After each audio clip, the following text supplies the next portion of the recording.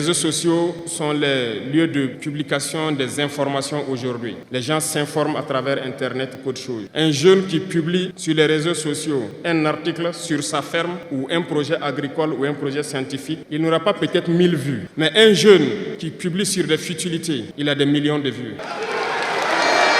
Bonsoir Quentin, comment tu vas? J'espère que tu vas bien.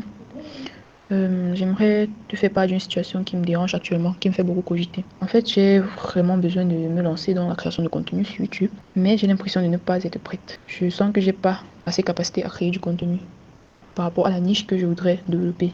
Et ça me fait beaucoup réfléchir. Je suis tout le temps en réflexion dessus. Et jusqu'ici, je me retrouve dans une impasse. Donc, toi, en ta capacité de quelqu'un qui a une chaîne qui fonctionne à succès, qu'est-ce que tu peux me conseiller? Quel conseil est-ce que tu peux me prodiguer pour venir à bout de cette situation? Merci beaucoup. Disclaimer, cette vidéo ne sera intéressante pour toi que si tu l'écoutes jusqu'au bout parce que toute la chronologie permet de t'expliquer une notion et de ressortir les solutions et les conduites à tenir qui en découlent. Donc pour avoir une meilleure substance après avoir regardé la vidéo, il est essentiel de la regarder dans l'intégralité. Rien ne t'oblige à ne pas t'abonner, donc tu peux le faire si tu veux.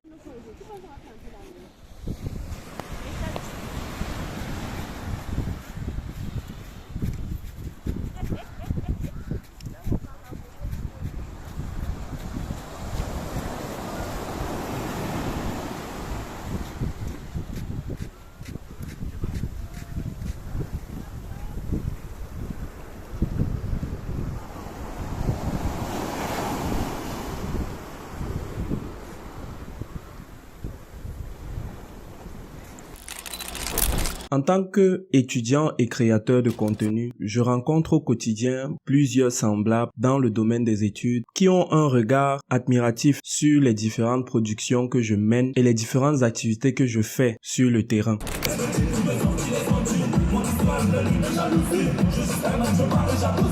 Encore sur le shop.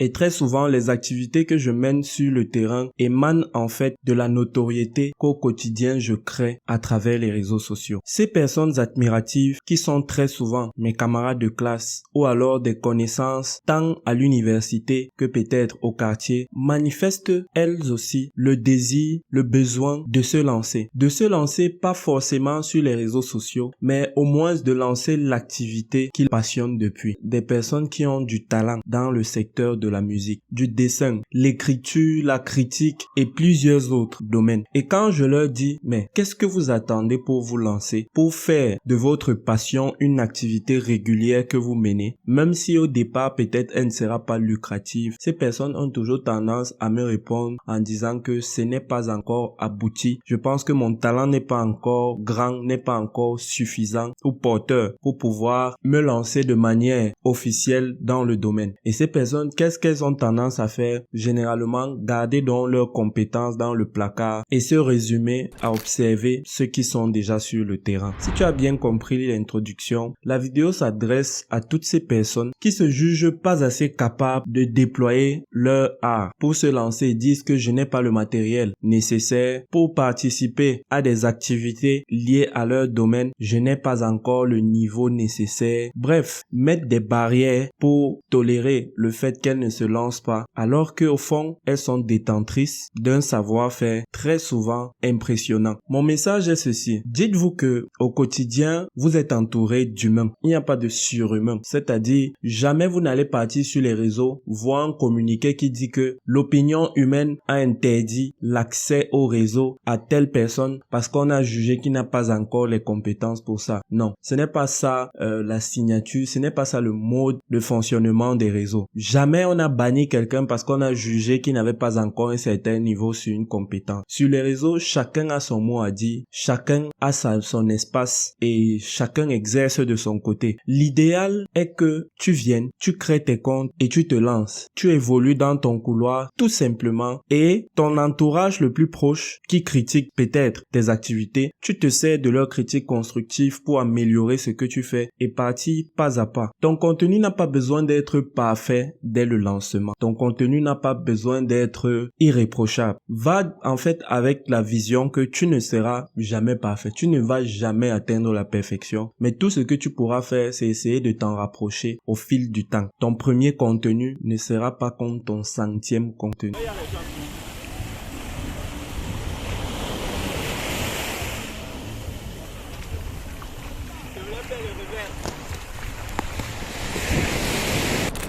Parfois, je rencontre des personnes, par exemple, qui veulent se lancer dans des contenus constructifs, c'est-à-dire se lancer dans une niche qui sert à éduquer. Et la personne se dit que, bon, je n'ai pas compétence, je n'ai pas trop, assez de données pour pouvoir avoir prétention de me lancer dans ces domaines-là. Dis-toi que au quotidien, lorsque tu hésites, il y a une nouvelle personne qui crée un faux profil pour se lancer dans une niche qui consiste à détruire, à dénigrer, à raconter des fausses informations. Donc, il y a des médias mensonges qui naissent. Dis-toi que lorsque tu es en train d'hésiter, il y a une personne de plus qui crée un compte sur des sites pour adultes avec comme intention de diriger tous les spectateurs de ce côté de manière permanente. Et comme ce sont des contenus à haut potentiel de sécrétion de dopamine, généralement sous effet de ce type de vidéo, la productivité baisse. Donc, au quotidien, pendant que tu es en train d'hésiter de faire sortir ton contenu éducatif, il y a des personnes qui sont en train de sortir des contenus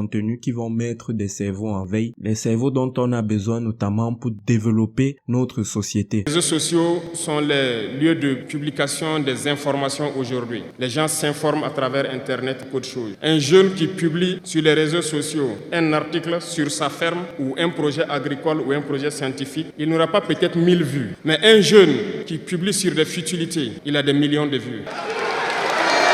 Pendant que tu es en train d'hésiter et tu te dis qu'il faut la dernière DJI Osmo Pocket 3 ou alors une Sony A7 II ou je ne sais pas quoi pour te lancer, il y a quelqu'un qui est en train de se lancer avec son Tecno Spark 20. C'est par exemple le cas pour cette vidéo. Elle est tournée avec mon téléphone. Même dans la niche où tu veux te lancer, au fur et à mesure que tu traînes, il y a des personnes moins compétentes que toi qui se lancent pour faire la même chose que toi. Et puisqu'elles sont les seules parce que quelqu'un comme toi, tu as abandonné l'idée, elles sont en train d'exceller et avoir les résultats que toi tu aurais dû avoir si tu te lançais. Alors ne te donne plus aucune limite dans la mesure où tu souhaites partager ce que tu fais au quotidien. C'est vrai, je me suis beaucoup adressé à ces personnes qui souhaitent se lancer sur les réseaux, mais ça va de même chez des personnes qui veulent lancer des activités, qui veulent créer des business, qui veulent ouvrir des entreprises, ainsi de suite. Moi, je me suis vraiment investi dans la sphère entrepreneuriale à partir de la terminale, donc la dernière classe de l'enseignement secondaire. Et je t'invite, si tu veux, à aller découvrir les podcasts qui sont dans la playlist podcast de cette chaîne pour voir un peu l'ensemble des choses que j'ai pu mettre sur pied.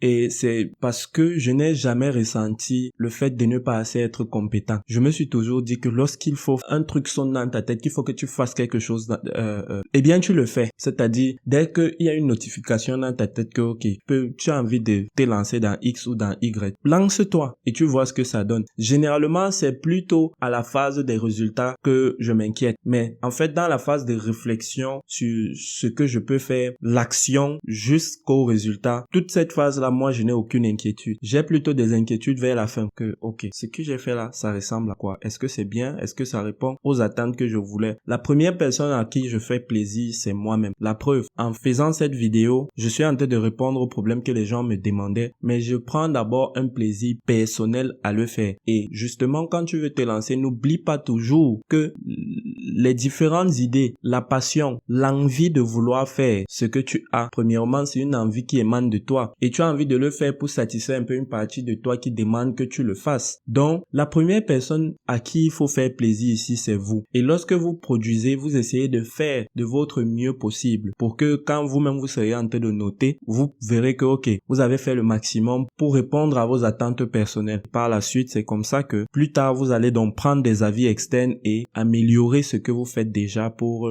notamment être beaucoup plus compétitif et beaucoup plus qualitatif aux prochaines productions. Drawfit Media, qui est cette chaîne YouTube, existe depuis pas mal de temps. Ça existe pratiquement depuis plus de 2 ans, depuis plus de 3 ans peut-être. Dans sa création, l'objectif n'était même pas d'être un média à part entière, c'est-à-dire qui peut parler de différentes thématiques telles que les médias conventionnels. Au début, on s'adressait uniquement sur la niche business. Mais c'est après que je me suis rendu rendu compte sur le chemin que je suis plus attiré par divers domaines et pour ne pas bousculer déjà ce qui était produit, j'ai préféré redéfinir la ligne éditoriale de la chaîne et c'est comme ça qu'on s'intéresse à plusieurs choses. Ces derniers temps, nous sommes focalisés sur la géopolitique, mais très prochainement, nous comptons revenir avec des documentaires et plusieurs autres capsules comme ça qui vont s'intéresser à des domaines attrayants, mais convergeant toujours vers notre ligne éditoriale qui s'occupe du développement de l'éducation des jeunes à travers la création de richesses, la création de contenu à haut potentiel intellectuel. Pour te dire aussi que ton projet ne sera pas à sa forme finale le premier jour où tu vas le lancer. Il pourra connaître des réformes pendant le parcours, mais c'est bon signe parce que ça prouve que tu es en perpétuelle communication avec ta conscience pour essayer de recadrer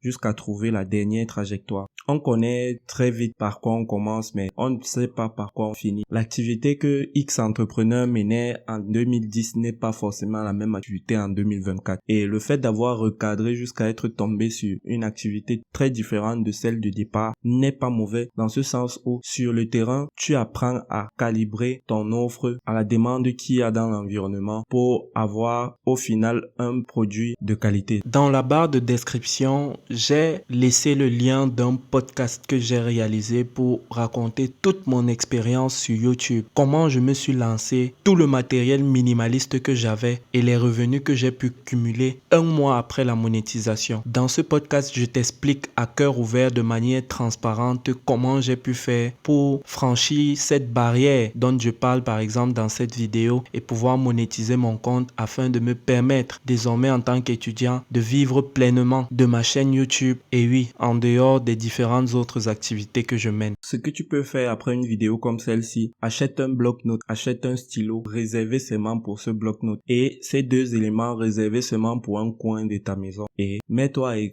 écrire de manière précise ce que tu veux réaliser et réponds aux questions quoi, comment, pourquoi, pour quand et essaye déjà d'en parler même à ton entourage en fonction des personnes que tu trouves ayant quand même certaines connaissances par rapport au domaine et commence déjà à discuter avec toi-même, donc à brainstormer même de façon personnelle déjà sur ce que tu veux lancer et en échangeant aussi avec d'autres personnes. Ça permet de mûrir l'idée et faire des simulations, qu'elles soient mentales ou physiques. Essaye de faire quelque chose de concret avant maintenant de dire que au moins j'ai eu à lancer, mais j'ai rencontré telle idée. Et même lorsqu'il y a des difficultés, il y a très souvent des solutions. Donc pense à le faire et c'est un peu ça l'énergie ou l'esprit que veut apporter Draworfit. Pour la petite histoire, Draworfit, ce n'est que un anagramme qui veut dire Dream and Work for It. Le principe est donc de rêver, pas seulement de rêver, mais de travailler aussi pour ça. Merci d'avoir regardé cette vidéo jusqu'au bout. Je suis Kangteng B, porteur de rêve. Vous rêvez d'écrire un livre, mais vous ne savez pas par où commencer. Vous êtes écrivain en herbe, entrepreneur, cherchant à partager votre expertise ou simplement passionné d'écriture. Draworfit Édition présente son coaching privé sur l'écriture de livres, une formation en ligne conçue spécialement pour vous. Avec un accompagnement individuel, bénéficiez de conseils personnalisés, de techniques éprouvées et d'un suivi adapté à votre rythme. Et donnez vie à vos projets littéraires. Écrivez juste au numéro qui s'affiche sur l'écran et nous nous ferons un plaisir de vous accompagner. Draworfit Édition, la maison des porteurs de rêves.